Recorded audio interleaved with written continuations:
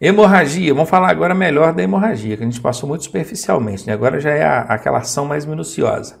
É a perda de sangue devido ao rompimento de uma artéria, veia ou vaso sanguíneo. Artéria, veia ou vaso sanguíneo. É o seguinte, eu vou até tentar explicar isso para vocês. O coração, quando ele contrai, ele projeta o sangue pelo aparelho circulatório, que é por onde circula o sangue, e ele projeta pelas artérias.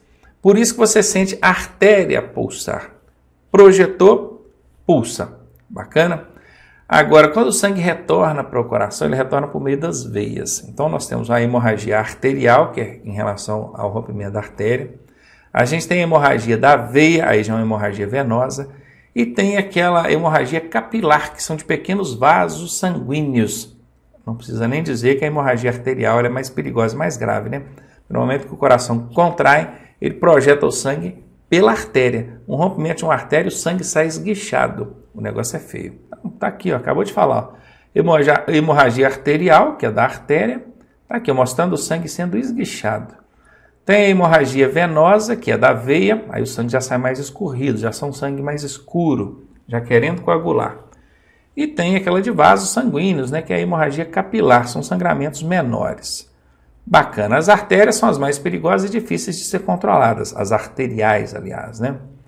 As hemorragias podem ser internas, é onde você não vê a origem do sangramento, é uma lesão interna, pode ser uma hemorragia no estômago, nos pulmões, a gente não está vendo aonde acontece o sangramento, a origem do sangramento.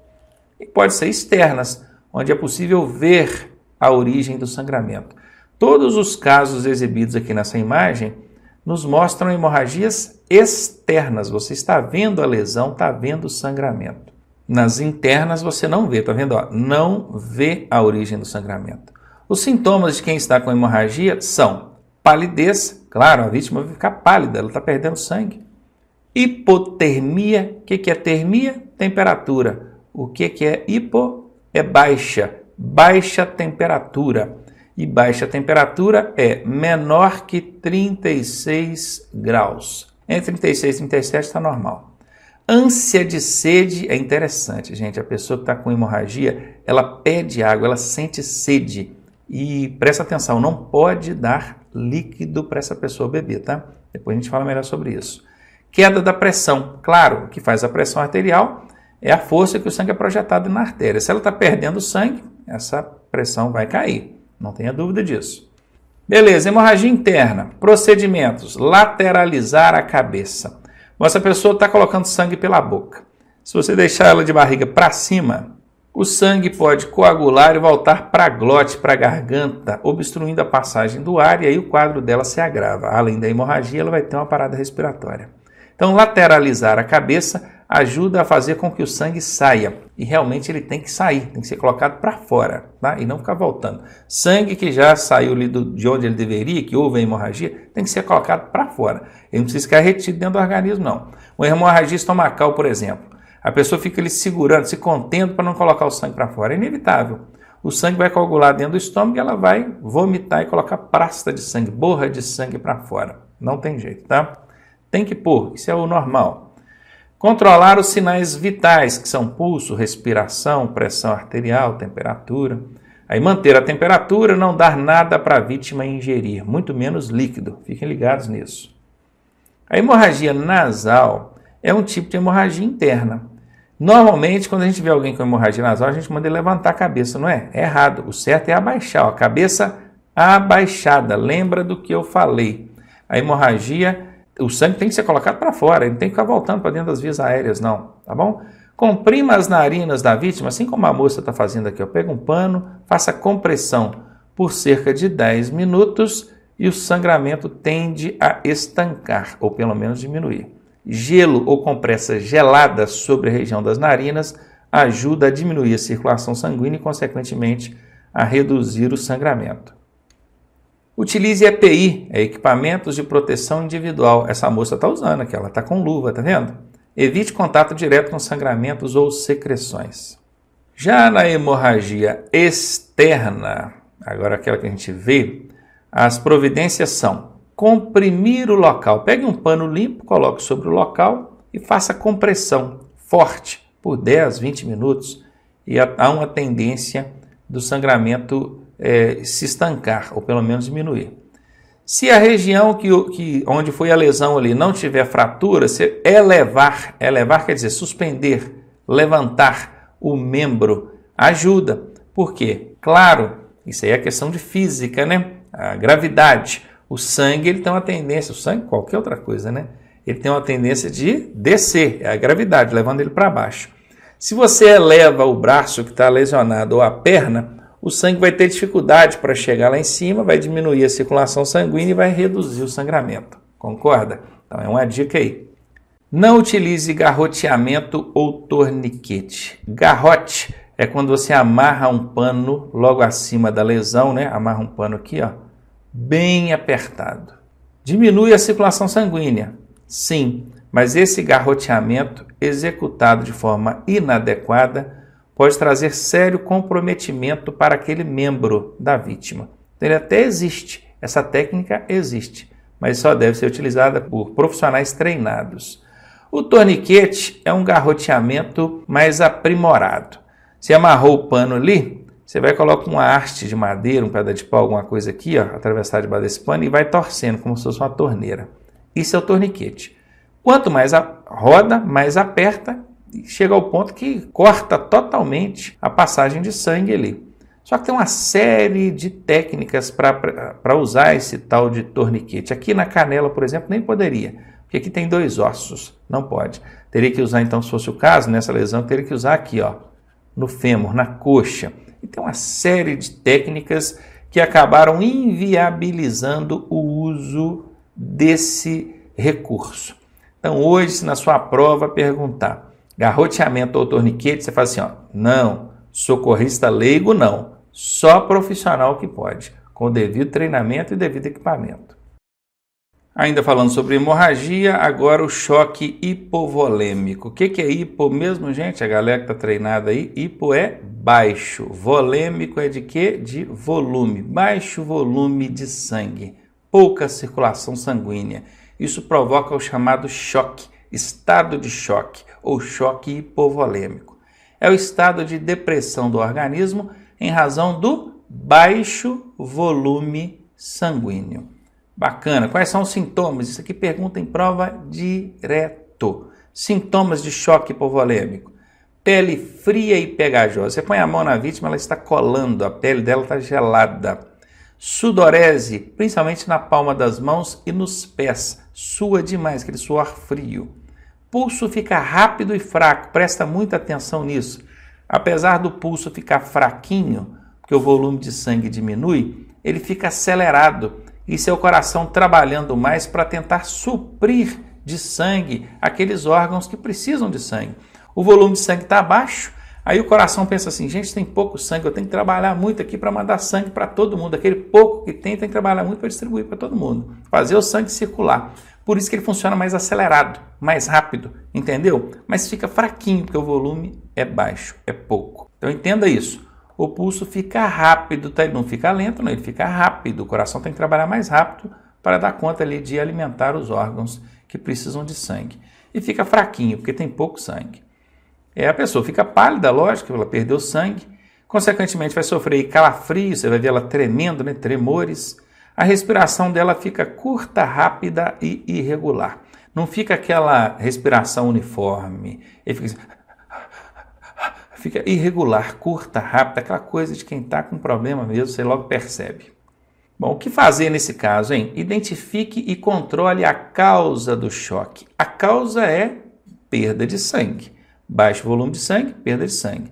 Se é uma hemorragia, e você consegue identificar essa hemorragia, contenha o sangramento. Isso já vai ajudar aí a amenizar o problema. Afrouxe as roupas e mantenha a vítima ventilada. Por que afrouxar as roupas? Porque pensa, o volume de sangue já está baixo. Se ela estiver com a roupa apertada, atrapalhando o sangue a circular, aí piorou, né? Mas mantenha a vítima ventilada, evite gente curiosa em volta, deixe o ar correr, de preferência abane ar ali, para ela ter bastante ar, poder ventilar e manter o sangue bem oxigenado. Coloque-a deitada com a cabeça mais baixa que o restante do corpo. Aqui nem está adequado, né? Porque colocou aqui um travesseiro e não pode. Na verdade, está tirando, né? Parece que essa pessoa que está vindo aqui atrás, tem uma mãozinha aqui, ó, retirando o travesseiro, porque a cabeça tem que ficar mais baixa que o resto do corpo. Vou até explicar por quê. Porque como o volume de sangue é pouco, é baixo, a gente precisa suprir aqueles órgãos que precisam, né, que são essenciais à vida. E o cérebro é um deles, até para a pessoa se manter consciente. Então tem que chegar sangue na cabeça. Agora imagina, mais uma vez eu vou usar aqui a lei de Newton, né, a lei da gravidade. O sangue ele tende a descer, tudo tende a descer por conta da gravidade. O que faz o sangue circular é o coração bombeando ali. Agora imagine, se a pessoa estiver com a cabeça para baixo, o sangue vai chegar com muito mais facilidade na cabeça. Concorda? Isso é importante. Mantenha essa região cerebral com circulação sanguínea, consequentemente oxigenada. Então, cabeça mais baixa que o resto do corpo. As pernas, olha, eleve os pés por cerca de 30 centímetros. Ó, essa figura aqui ilustra bem o que a gente tem que fazer. Cabeça para baixo, pernas sobrelevadas, e essa pessoa aqui, ó, com a mão no pulso, controlando aqui o tempo para ver o controle aqui da pulsação, sinais vitais. Ela está de olho nos sinais vitais dele, ó, pulso, respiração. Esse aqui que tem que ser o procedimento. E por fim, monitore os sinais vitais, exatamente o que a gente acabou de falar aqui.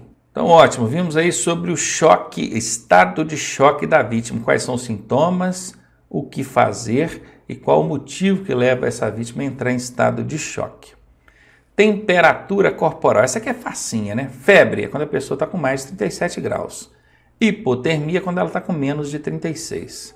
Então vejam bem, ó, o adequado é quando ela está com 36 a 37. Tem gente que fala assim, eu estou com 37 graus de febre. 37 ainda não é febre, né? É acima disso, ó, mais que 37 é febre. Entre 36 e 37 é normal. Se deu 36.1, ponto 2, ponto 3, ponto 37, deu 36 até 37, tudo normal. Passou de 37, é febre. Baixou de 36, hipotermia. O que é hipo mesmo, gente? Hoje já falamos algumas vezes disso, não já? Hipo é baixa. Termia é temperatura. Hipotermia, temperatura baixa. Bacana, e o que fazer em cada caso, hein? O que é a febre? Febre é temperatura alta. O corpo da pessoa está muito quente. Então o que você tem que fazer para baixar a temperatura do corpo? Desagasalhar a vítima. Desagasalhar é tirar o agasalho, tirar a roupa. E o curioso é que a pessoa que está com febre, ela sente frio, porque o corpo dela está muito quente, o ambiente parece frio para ela. Essa é a sensação que ela tem. Então, se você for olhar a vontade dela, você vai colocar um cobertor sobre ela, não é? Mas não é o adequado. Para baixar a temperatura, você tem que desagasalhar. Você deve ter observado isso. Se você tem algum parente em casa que já passou por uma febre ou coisa do tipo, levou lá no hospital, o que o enfermeiro ou o médico faz imediatamente? Desagasalha a vítima. Ela vai sentir frio, mas a temperatura vai abaixar e essa é a finalidade, baixar a temperatura corporal para trazer ali, para estabilizar entre os 36 e 37. Então já sabe, apesar da vontade da vítima de ficar toda agasalhada, você não vai fazer isso. Ela está com temperatura alta, então tira o agasalho dela. Banho na temperatura corporal. Qual que é a temperatura corporal? Essa aqui é 36, 37, é um banho morninho. Mas eu cheguei lá no hospital, o médico mandou dar um banho frio. Bacana. Pode, baixa a temperatura de uma vez, né? A queda brusca de temperatura. Estava lá em 39 graus de febre, tomou aquele banho frio, baixou na hora. Ele inevitavelmente vai baixar.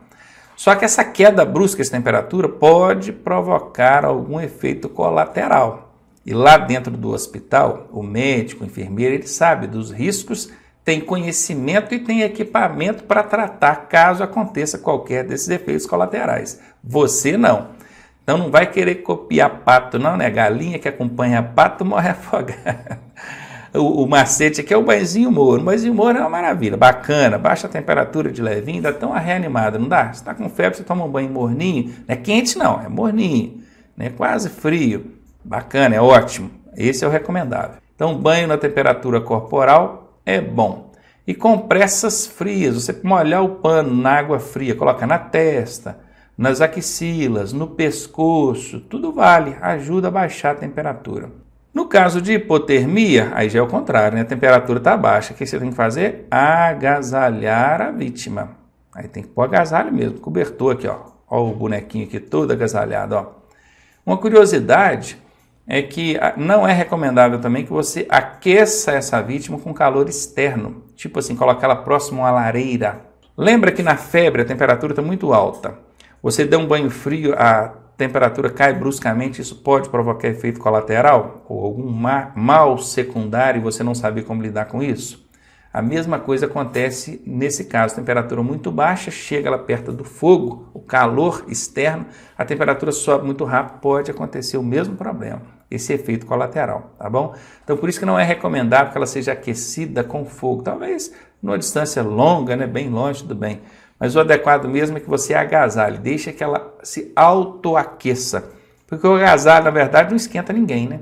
O agasalho só retém o calor do corpo, confere. Pega uma blusa lá no guarda-roupa e vê se ela está quente. Não está. Ela não esquenta ninguém. Ela retém o calor. E essa é a finalidade aqui. Então mantenha a vítima aquecida. Claro que você não vai, olha, em nenhuma hipótese oferecer medicamentos ou bebida alcoólica.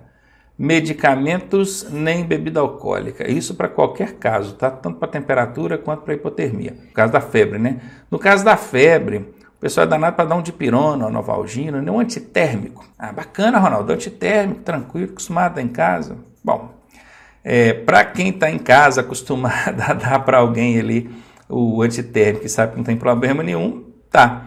Mas em prestação de primeiro socorro, não, gente. Prestação de primeiro socorro, você não oferece nenhuma medicação para a vítima, por mais doméstica que possa parecer essa medicação, tá bom?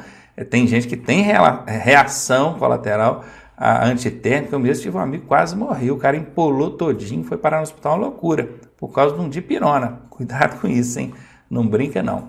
Então, falou que é primeiro socorro, não oferecer medicamento nenhum, nem uma dipironazinha, tá bom? Pode adotar providências como desagasalhar, dar banho, fazer compressa, tudo bem. E no caso dessa pessoa que está com a temperatura muito baixa, oferecer bebida alcoólica, tem gente que faz isso, toma uma talascada de cunhaque aí que pronto, fica bom, esquenta rapidinho, um pingão, né? Não, de jeito nenhum, tá bom? Às vezes um leite quente, tudo bem, mas como na prestação de primeiro socorro também não é recomendável que você ofereça líquido para a vítima, aí é complicado. Então deixa assim, fique só no agasalhar e o manter aquecida mesmo. Lesões comuns em acidente. Toda lesão que é resultante de pancada, ela é comum em acidente. Aí a fratura, né? Quebrou um osso, houve ali o rompimento do osso. Outra hora não quebrou, mas teve ali um entorse, que é uma lesão no ligamento. Outra hora houve apenas uma luxação, que é o deslocamento do osso ali na junta. Enfim, são lesões comuns em acidentes. Pergunta em prova, tá, gente? Pergunta besta, mas cai desse jeito lá, olha. Quais são as lesões mais comuns em acidentes? São aquelas resultantes de pancada, né? Porque no acidente de trânsito o que não falta é pancada. Então, fratura, entorse, luxação acontece mesmo. E o que fazer nesse caso aí? Duas regrinhas básicas: imobilizar e aplicar gelo. Ah, o cara tomou uma pancada lá, a mãe dele já fez uma aguinha com sal quente, com um paninho quente para colocar em cima. Deixa eu falar uma coisa para você. Você vê futebol, você vê esporte. Você já viu o camarada tomar uma pancada lá no futebol, colocar aguinha de sal quente em cima?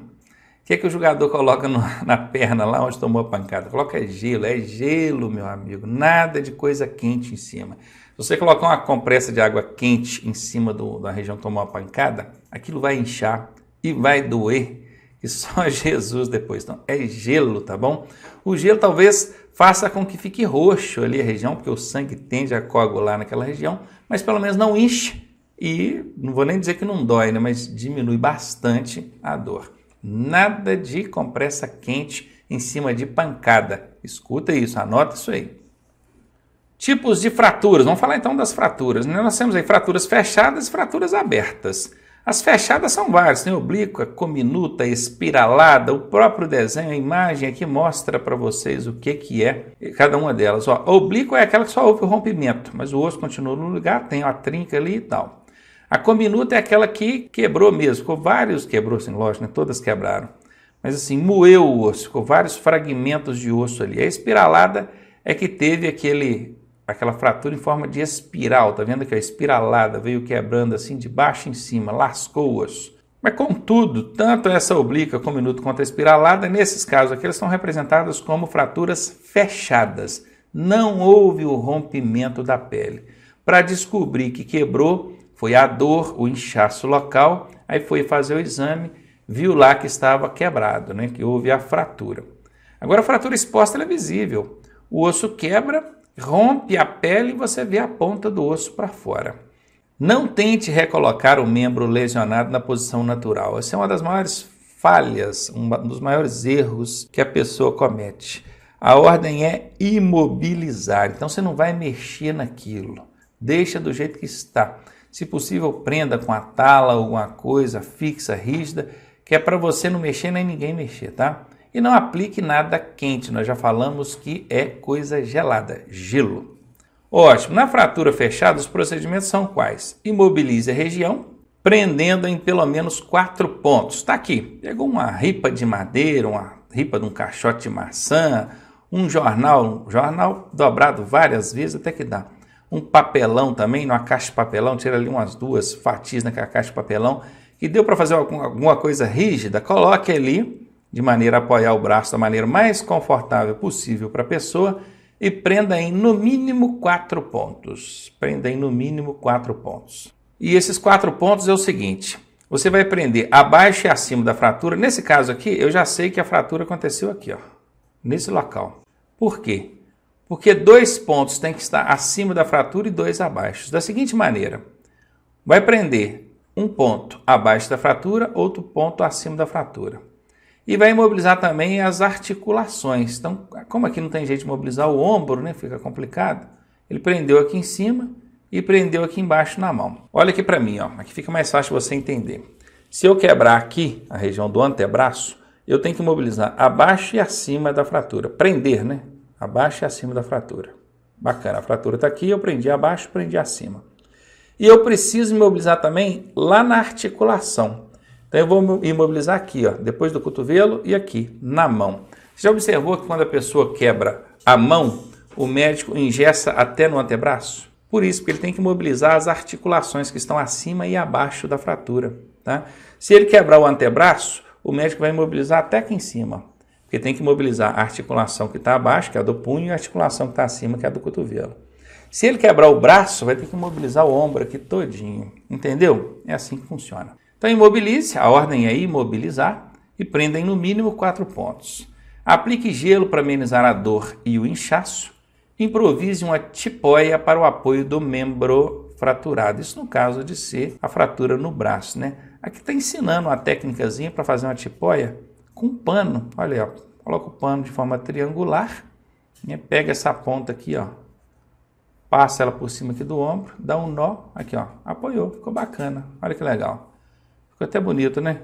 Mas é uma das formas de você improvisar aí uma tipóia, isso para o apoio do braço. Se for uma fratura aberta, os procedimentos são os mesmos. A única diferença é que você vai ter que fazer um curativo sobre o ferimento, né? Porque aqui não pode ficar exposto, né, a micro-organismos, a sujeira, poeira, e também para conter o sangramento, né? Faça ali uma compressa em cima ali, um pano aqui para tentar conter esse sangramento. Então faça um curativo sobre o ferimento, controle a hemorragia, controle os sinais vitais. Imobilize como nas fraturas fechadas, que é abaixo e acima da fratura, na articulação acima e na articulação abaixo da fratura. Não tente recolocar o osso ou membro lesado na posição natural. A ordem é, está bem destacado aqui, imobilizá-lo. Então, se você for tentar, vou tentar botar esse osso aqui para dentro para poder imobilizar. Nada disso. O negócio é imobilizar, é não mexer. Não mexer e não deixar que ninguém mexa, nem mesmo a vítima. Aplicação de bandagem. Bandagem é isso que vocês estão vendo aqui, ó. Aqui na mão, no braço. Por incrível que pareça, isso pergunta em prova também. E é um recurso simples que a gente pode utilizar em prestação de primeiros socorros. É bem útil. Os procedimentos são, a região deve estar limpa e os músculos relaxados. Presta atenção nisso, hein? Região limpa, músculos relaxados. Imagine, a pessoa está lá toda contraidona e você vai e aplicou ali a bandagem no braço dela. Acabou de aplicar, estava tudo justinho, ela vai folga a musculatura que fica tudo frouxo, solta. E tem que estar limpo. Limpe a região, peça para ficar relaxada, aí vai e aplica a bandagem. O que mais? Comece a enfaixar da extremidade para o centro. Tá vendo esse desenho aqui? Ele está mostrando a maneira incorreta de fazer. Ele começou a enfaixar aqui em cima e foi enfaixando, foi enfaixando. Ele está enfaixando do centro para a extremidade. O que vai acontecer aqui? Presta atenção. Se eu começar a enfaixar aqui, e for enfaixando, for subindo, o que está acontecendo? Eu estou prendendo o sangue aqui, ó, na ponta da minha mão, ó, dos meus dedos. Quando chegar aqui, eu já não estou aguentando mais. Então, por isso tem que enfaixar da extremidade para o centro. Extremidade é a ponta, da ponta para o centro, e não do centro para a extremidade. Pegou aí? Então, ótimo. Enfaixar da extremidade para o centro. Enfaixar da esquerda para a direita. Aí já é uma questão de técnica, né? Vamos supor, eu estou aqui, ó, a minha esquerda está aqui, a minha direita está aqui. Então, eu vou fazer isso, ó, esquerda para direita, esquerda para direita. Certamente, por conta de, na hora de tirar, fica mais fácil para a própria pessoa retirar. Então, são esses os procedimentos. A bandagem serve aí para firmar um curativo, imobilizar um membro fraturado, serve também organizar ali uma tipóia, tem várias finalidades, utilidades aqui, esse tipo de recurso, esse tipo de bandagem. Amputação de membro é outra que vez ou outra cai em prova aí. A ordem é: proteja o ferimento e controle a hemorragia. Veja, esse cara que perdeu a mão, ó, né, é uma coisa mais grave. Na prova tem um que cai direto aí que é do dedo. Foi fechar a porta, aí amputou o dedo. O que faz, né? Vamos considerar aqui que é só o dedo do rapaz que caiu, não é a mão toda não, só o dedo, vamos lá. Proteja o ferimento e controle a hemorragia, porque se teve uma amputação tem hemorragia, tem sangramento, tem que controlar isso aí. Envolva a parte amputada em panos limpos. Em seguida, coloque dentro de 2 sacos plásticos. Por que tem que ser 2? Porque esse membro amputado não pode ter contato direto com o líquido, senão ele vai perder o sangue que tem ali nele e não vai poder ser reaproveitado. O fato de você colocar no gelo ajuda a conservar, mas não pode ter contato direto com o gelo. Por isso tem que colocar 2 sacos plásticos, para não correr risco de um daqueles sacos perfurar e o líquido entrar ali, né? A água do gelo derretido. Então colocou no pano limpo, bacana. Quer colocar no gelo? Coloque dentro de 2 sacos plásticos e leve junto com a vítima para o hospital. Não pode ter contato direto com o gelo. E aqui está, ó, atenção, não coloque a parte amputada em contato direto com o gelo. Está aqui, foi o que eu acabei de dizer. Agora, queimaduras. São lesões produzidas nos tecidos de revestimento do corpo e podem ser causadas por agentes térmicos, produtos químicos, eletricidade, radiação do sol. Os agentes térmicos aqui, o fogo, por exemplo. Produtos químicos, qualquer produto químico, ácido, por exemplo, pode provocar queimadura. Eletricidade também provoca queimadura, dependendo da intensidade da descarga elétrica. E radiação. A radiação do sol, por exemplo, é uma forma de queimadura por radiação. As queimaduras quanto ao grau. Existe queimadura de primeiro grau, que pega apenas a região superficial. A queimadura de segundo grau, que aí já apresenta bolhas, tá? Que aí já pega também a derme. E por fim a de terceiro grau, que é a epiderme, aí já queima também músculos. E existe até a de quarto grau, que queima até o osso, mas na verdade para a gente aqui não interessa. Vai o primeiro, segundo, terceiro grau. Superficial, essa aqui, ó, superficial. Ela é muito comum em caso de exposição ao sol. A insolação que eles falam, né? Ficou todo vermelho, perdeu o líquido, porque a pessoa desidrata. Ela é uma queimadura superficial, ela não apresenta bolha ainda. A de segundo grau, aí sim, já dá bolhas, né? Aí já é queimadura que atinge a derme.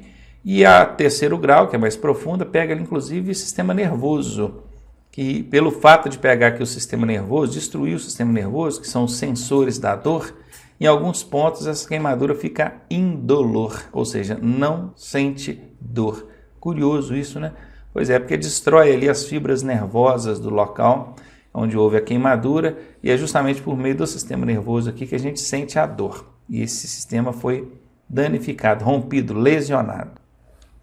As queimaduras. A gravidade de uma queimadura é calculada considerando 4 aspectos. Eu não posso dizer que uma queimadura de terceiro grau é a mais grave. Não. Às vezes uma queimadura de terceiro grau na mão e a pessoa está com a queimadura de primeiro grau no corpo inteiro. Qual que é mais grave? A de primeiro grau no corpo inteiro, entendeu? Então alegar ou dizer que é o grau da queimadura somente que determina a sua gravidade, isso não é verdade. São 4 aspectos a serem considerados aí. O grau, sim, tem que considerar. A localização da queimadura, tem alguns pontos bem críticos, tá? No corpo humano. que é altamente perigoso, a idade da vítima e a percentagem da área atingida. Tá vendo esse SCTQ aqui? É superfície corporal total queimada. E como é que a gente calcula essa percentagem da área atingida, esse SCTQ? Então, aqui nós temos um protótipo, um boneco, e o corpo ele é todo dividido em partes de 9, são a regra dos 9. A cabeça, ela toda, pegando face e parte de trás e laterais toda, a cabeça toda, ela equivale a 9% da superfície corporal total. Os braços, os dois juntos, somente a parte da frente, equivalem a 9%. Quando você pega a parte de trás, os dois braços equivalem a 9% também. Para simplificar, ao invés da gente dizer assim, os dois braços na parte frontal, você pode dizer que cada braço, ele todo, a parte da frente e de trás, equivale a 9%. Vou até fazer isso aqui, que é para facilitar. O braço, ele todo, 9%. O braço todo, parte de frente e de trás. Tá? Tanto um quanto o outro, 9%.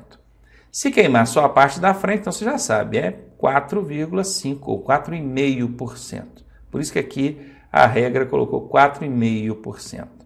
Bacana, então cabeça toda 9%, cada braço 9%, isso considerando a parte da frente e de trás. Cada perna, na parte da frente, tem 9%. 9% nessa perna, 9% nessa perna.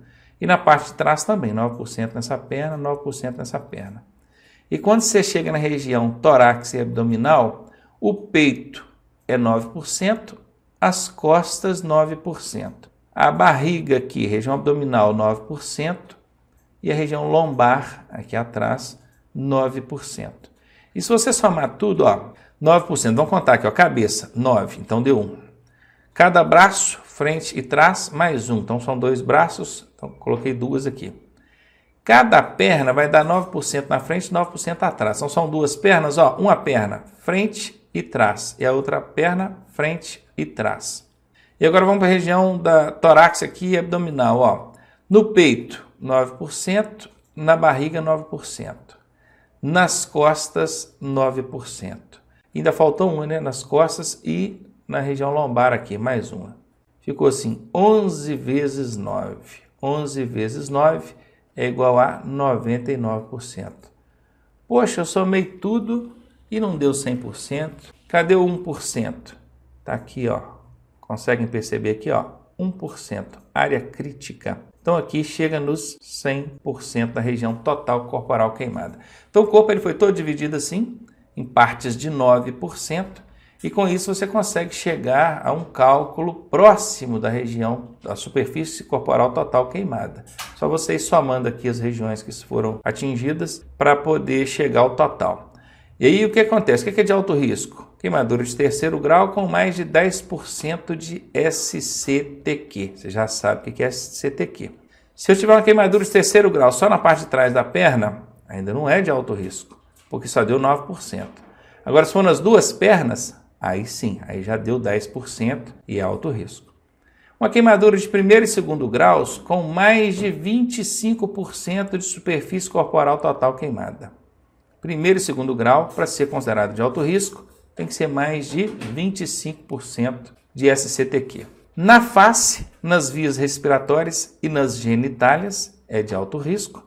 E por fim, em crianças e idosos. Então tá aí mostrando para vocês como é que calcula-se a gravidade de uma queimadura.